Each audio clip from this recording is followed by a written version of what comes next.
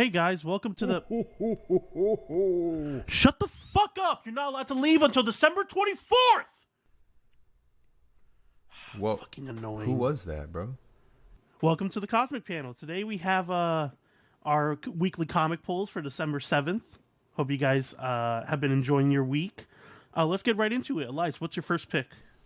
My first pick would have to be...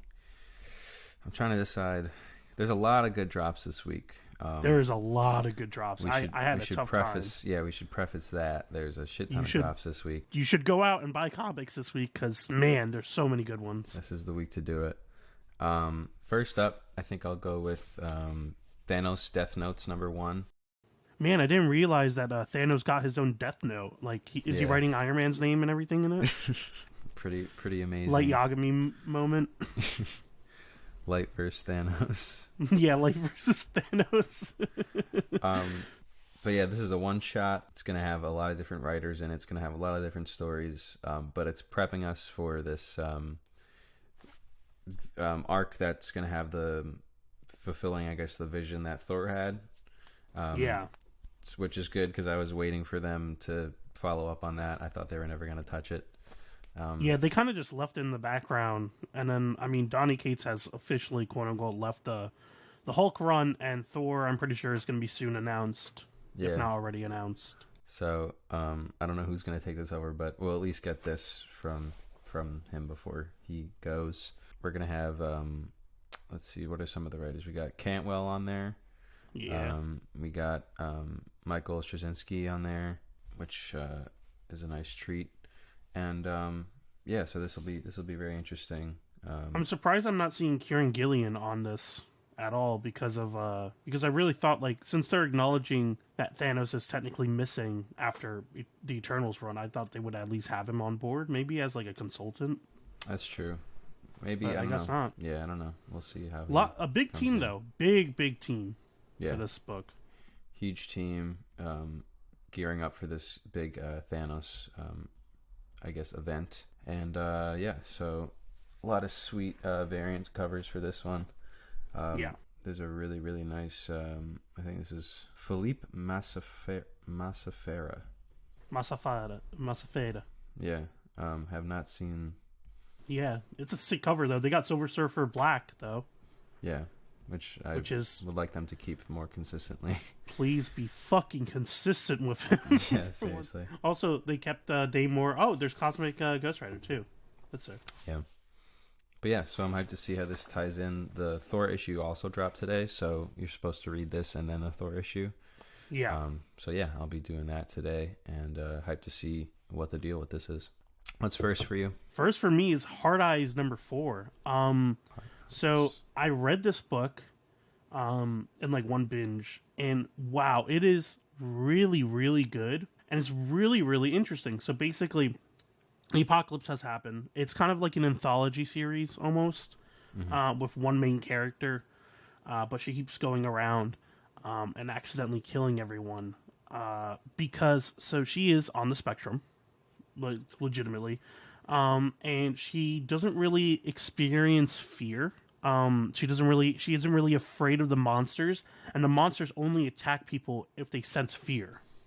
Okay. So she is the only one that the monsters actually just hang out and chill with. Huh. But because she doesn't understand that, like, people can't just turn off their fear or just not be afraid of, like, Cthulhu-esque monsters from another dimension, she tends to get to know people and basically in tandem introduce them to the monsters, which of course they freak out, get scared, and die. And every time it tends to repeat this, and there's been someone monitoring her, trying to figure out, like, because she's literally leading the monsters. She doesn't understand that, but like she's literally the cause of this apocalypse, which is really unfortunate. And it's really interesting. It's a really interesting depiction of being on the spectrum, but also the character is legitimately super nice, and it hurts even more when she accidentally kills someone because that's not what she's trying to do at all. She's just like, why can't you guys understand? Just don't be scared. Like, it's simple, but it's like, no, it's simple for you because you're different, but for everyone else, they can't just do that.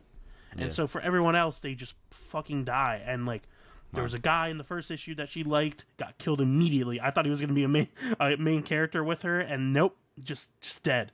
The art is sick, the story is interesting, and I mean, hey, I always love Cthulhu-esque monsters. Yeah. So yeah, it's a really interesting story. I see Dennis Hopeless is writing this. I haven't seen anything from him in a long time. It's really cool. It's a really, really good series. Highly recommend. All right. Next up for me, I have Punisher number 8. This has been an amazing book. The Punisher book that I wasn't expecting to like so much. Jason Aaron's writing this. Jesus Saiz is drawing, along with Paul Azaceta is like the flashback artist. We've talked about this series a lot on the channel. If you haven't checked it out already, I highly recommend it for any lovers of Punisher or, any lovers of interesting Marvel lore in general. We have Ares storming the Hand Fortress. Yeah. And Frank's wife has kind of slowly been, asking more and more questions about, where the kids, like, why are they not here? And he finally told her that they're not coming home. Yeah. So, yeah, I'm excited to see this battle. This has been an amazing ongoing book, and really excited to see where it takes us next. I really loved the last issue's flashback of him coming from war and everyone being afraid of him.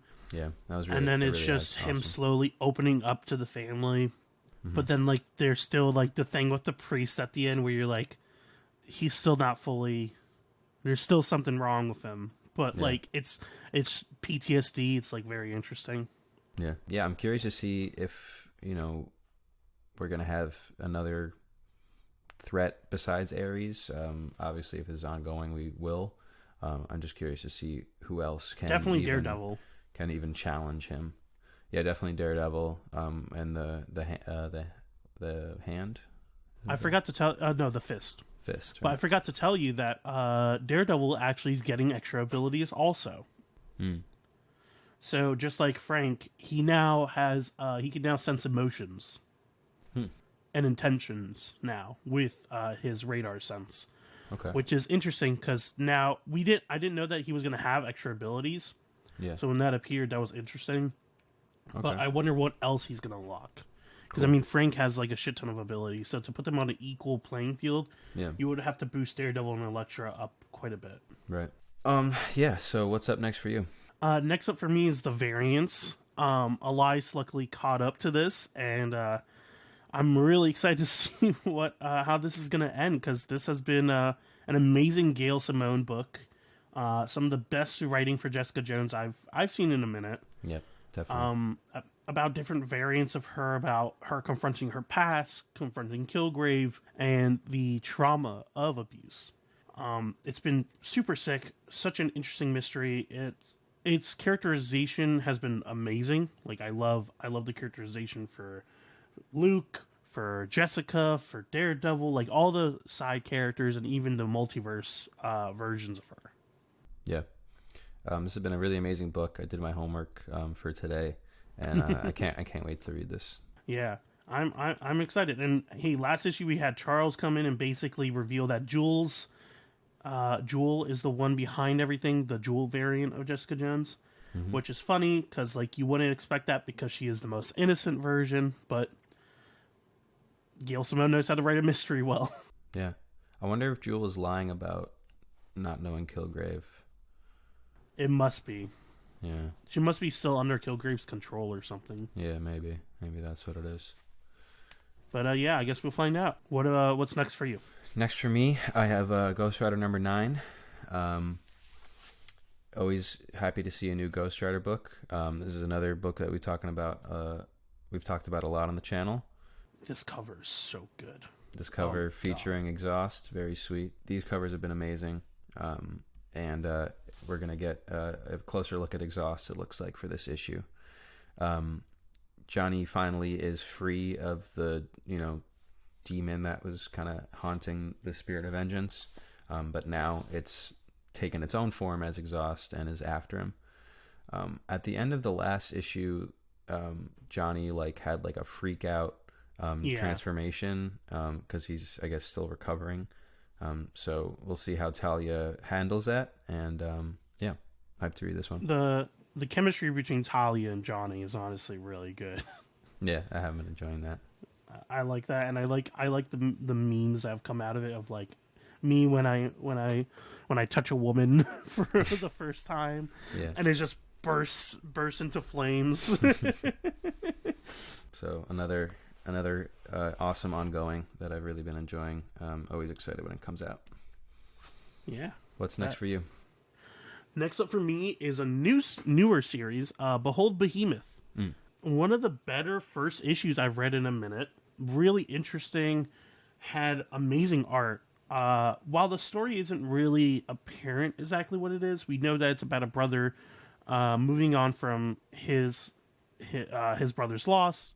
Like, his brother died, and he's trying to get over it. He's a social worker, and this girl's being abused. He finds this little girl, and basically from there, monsters start appearing, and supernatural stuff starts happening. But it's really interesting because the art, when he's in a dream sequence, is really, really intense, while also the story is like almost playing out like a mystery. Like, it has enough that I wanna know what's next, but I can't really. I don't know what the story is. That's the best way I can put it. We know that we're jumping between the past and the present, but other than that, we don't know much. Okay. But it was a great first issue and well worth the read. Yeah. And this is Lucas's theory of the next thing that's going to be picked up for a TV show, next Image book. Yeah. Yeah, this is the next big thing in my opinion. Yeah. Next up for me, I got Avengers number 63. Part 2 of Avengers Assemble, once again with the multiversal Masters of Evil and Doom Supreme. At the end of the alpha issue, Robbie was having trouble transforming, which is annoying but makes sense after his last transformation was stopped short.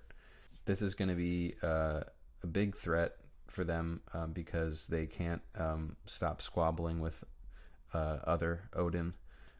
Odin's kind of an asshole. Kinda. So he's causing a lot of issues. Any theories as to who the Avenger Prime is? Yeah.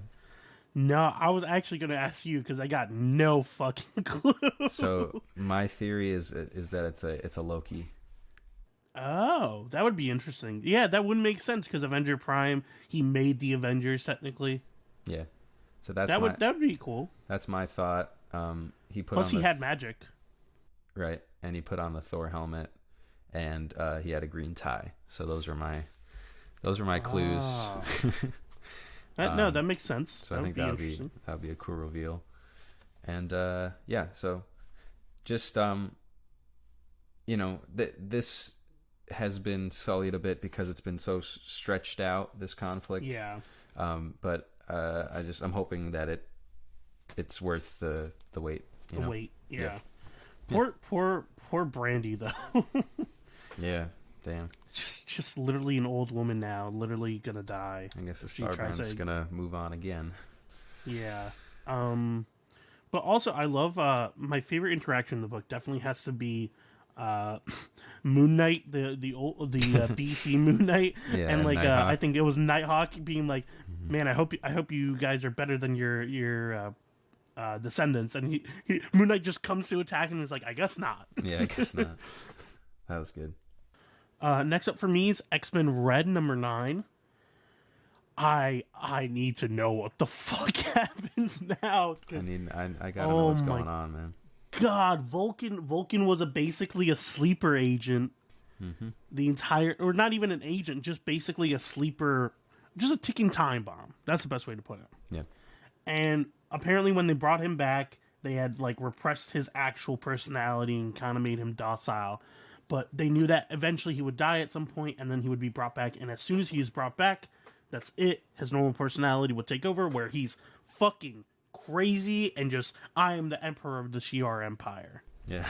So, yeah, Abigail crazy. Brand basically wants the Shi'ar Empire to crumble, all of them to crumble, and then everyone to depend on Earth. Brand is playing like 5D chess, which is literally shown on this cover. But yeah, I mean, we thought it was bad, but we didn't think it was that bad. Yeah. So he's gonna fuck up the whole fucking conference that they're having. It's gonna be a mess.